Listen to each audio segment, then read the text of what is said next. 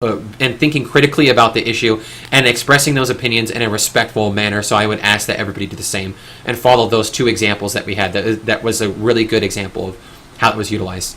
So I've seen good documentaries on I have not seen, I haven't seen any. I've watched one on abortion. It wasn't the same, and it was about specifically the abortion of females in different countries like China and India, where there's still a very strong caste system, and how it favors the birthing of male children, and how there's now being disproportionate birthing rates of males to females, and how males no longer, they might not have women to actually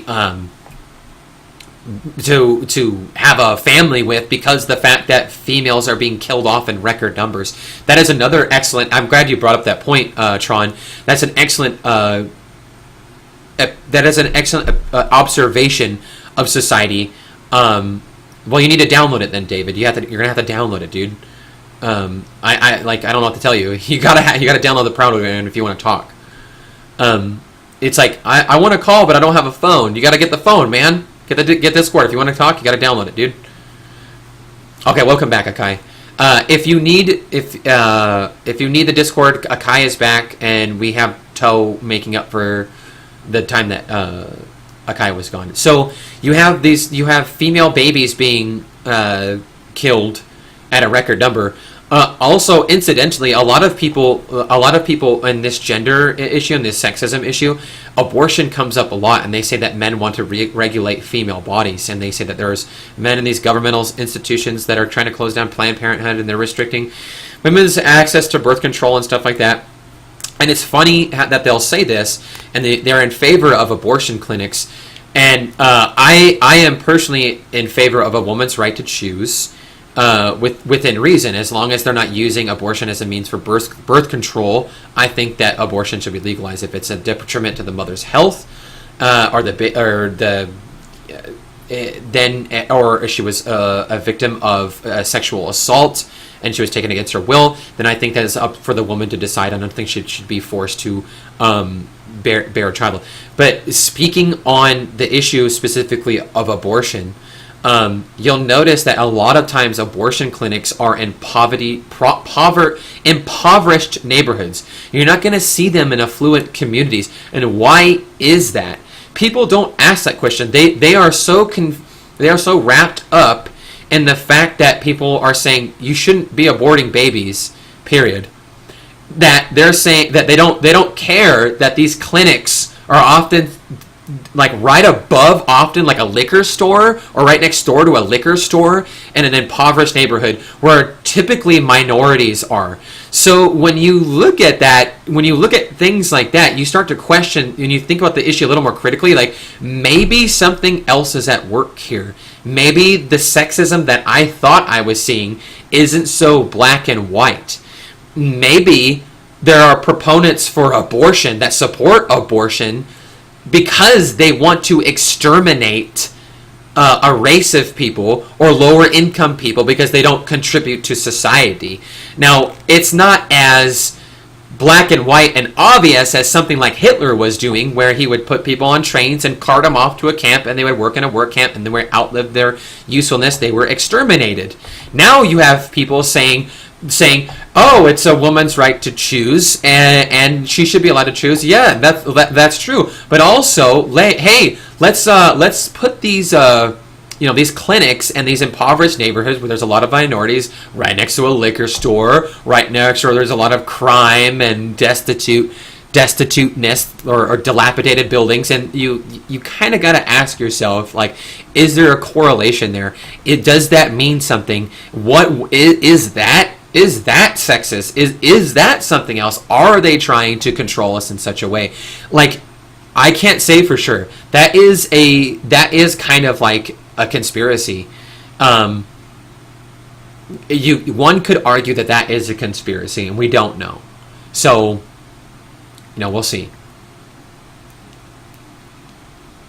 And I would ask that everybody who just have decency when you're in chat. If you're gonna act a fool, you're just gonna get deleted, and you're just wasting your time. You're wasting our time. So If you have an actual question, actually contribute to the discussion. Don't just be a jackass, because we're actually in a real discussion in here. Thoughts on abortion and the effect it has on women. I think I kind of covered that a little bit, Chase. I would say that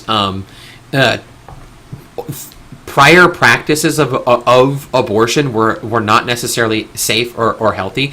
And in fact, a lot of times, the doctors don't even want to give women C-sections because of the fact that there is a lot of risk involved with something like that. You have run the risk of infection, something going wrong, women being injured. Now, medical treatments have advanced to such a degree to where we can reasonably safety ensure that a woman can have a healthy, safe abortion.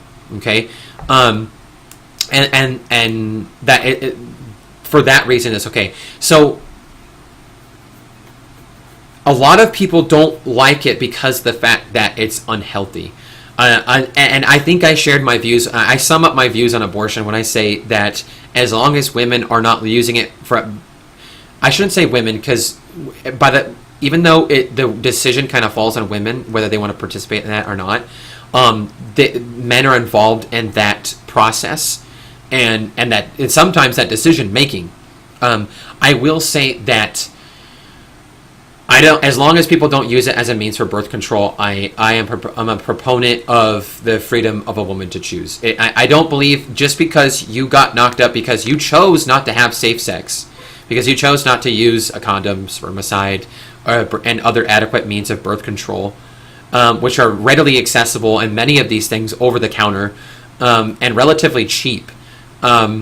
It seems like a poor excuse for people having children and then not accepting any responsibility for the outcome of those things. Now, in no way, case, or form do I condone or advocate for the fact that women who are victims of assault should be forced to carry a child that they never consented to having in the first place.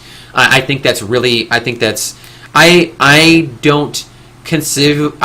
can't conceivably understand how someone can say, like, you should just do it. You should just be okay with it. It isn't the child's fault. You're right. Like, when people say it's not the child's fault, it's not the child's fault.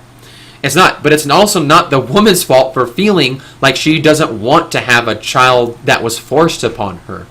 And I am not a woman that has been forced upon, so I don't feel like I have the right to tell her no, if that makes sense. That's my effect on it.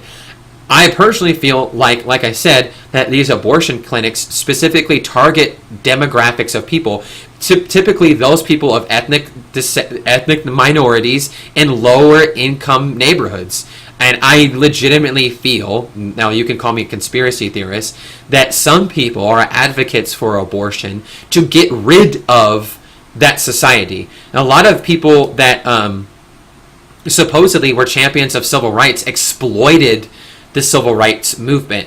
A lot of, like, Lyndon Bureau Johnson, he was the president that signed in the civil rights movement, even though Kennedy allegedly sprung Martin Luther King from jail and got the ball rolling on that. That's not that whole story. There's a lot of shadiness involved in that story here in America. That is here in America.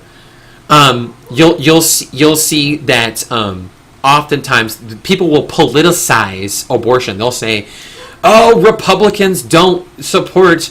Conservatives don't support abortion. That's not always true, because I consider myself an independent leaning conservative on more conservative values, but I support a woman's right to choose in the instance if it comes to her health or if she was it was forced upon her. I think she has that right to choose. I don't feel that if someone were to participate in consensual recreational sex and then not take adequate measures to prevent pregnancy and then got pregnant and then be like, I don't want a baby, and then just like got rid of it, I don't think that's, I think that shows that we are totally taking away personally accountability for any kind of situation. People will say, like, well, a child doesn't, like, it might be better for the child, statistically speaking, they don't have to grow up in an impoverished neighborhood, blah, blah, blah. A woman, you can give it up for you can give a baby up for adoption. There's a lot of options. And a lot of women, to their credit, victims of assault that was non-consensual has given up for adoption. I would advocate for a woman, if whatever means you become impregnated, I would advocate for them to have the child, and to, if they did not want it, to give it up for adoption. I know the foster care system is horrible, but you've seen a lot of people that were given life. There was actually an ad about it. I think maybe on this, like a Super Bowl channel, not a Super Bowl or ad, but it was a football ad. There was a football star. His mom was a victim of a sexual assault, and she actually had him, and he's an NFL star. He was a star in the NFL, and there's a success story. And his mom was an advocate for pro-life. More power to her. So I would advocate for a woman to do so. That being said, I would not force her, and I would not create laws that would penalize her for feeling like, if she feel like she couldn't take care of the baby, didn't want the baby, then that would happen. Again, this is becoming more of an opinion piece more than it is like a study and an objective look at sexism, though. And the way I relate this kind of back towards sexism pertaining towards females, I personally feel that females in ethnic lower income minority neighborhoods are in fact targeted by these proponents of pro-abortion. They make it very easy, and like they almost push people into the clinic. Now that goes into these old racist KKK viewings of when blacks received the right to vote. They realized that instead of trying to suppress their vote, they're like, okay, how can we control them?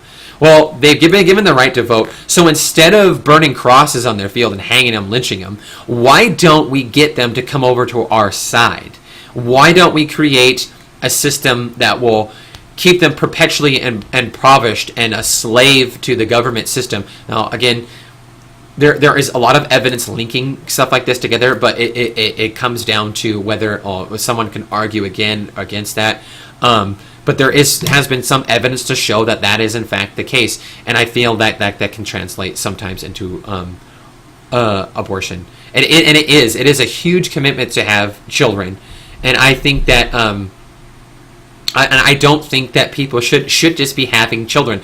I think we need to be having like discussions on sexual activity at a much younger age, especially here in America, and we need to teach comprehensive sexual education. We shouldn't just be teaching kids like, don't abstain from this, don't do it, like I don't know if you guys have seen Mean Girls. The running joke in that during the sexual education talk is like, don't have sex, you will die. If you have sex, you will get herpes, then you will die.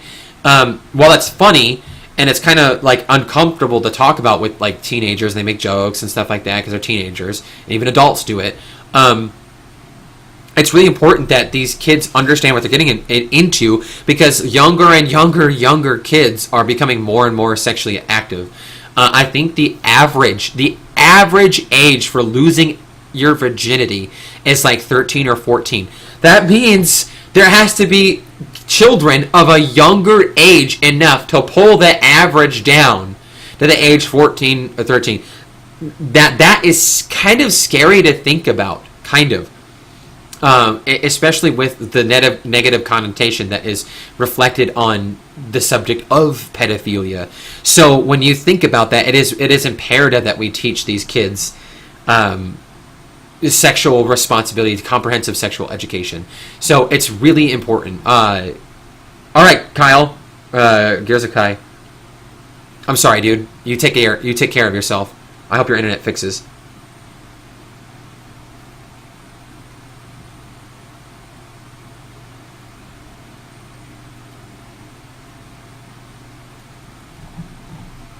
Okay, so we've had some good conversations on kind of like that. I'm gonna move on to the rest of my critical thinking here.